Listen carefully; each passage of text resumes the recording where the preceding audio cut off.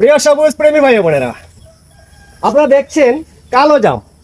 দেখেন অনেক সুন্দর, দেখেন এখানে ফলন হয়েছে। দেখেন মাটিতে দাঁড়িয়ে এদিকে একটু আসেন ভাই, ইচ্ছা করলে জাম খেতে পারবো।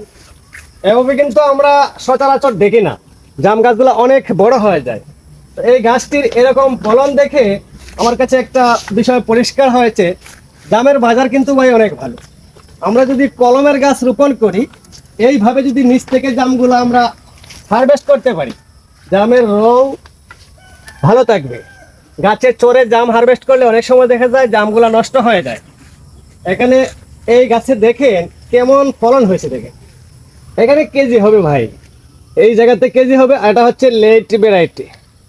লেটে যদি অন্যান্য জাম যখন শেষ হয়ে যায়, তখন যদি আপনার গাছের জাম বাজারে নেন, বাজার মূল্যটা ভালো পাওয়া যাবে।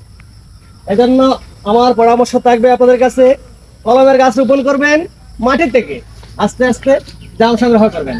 এখান থেকে কি একটু আমরা সংগ্রহ করতে পারি? এই যে একটা সংগ্রহ করলাম, এটা এখনো পাকে নাই, শুরু হয়েছে কেবল। ভালো থাকবেন, আল্লাহ হাফেজ।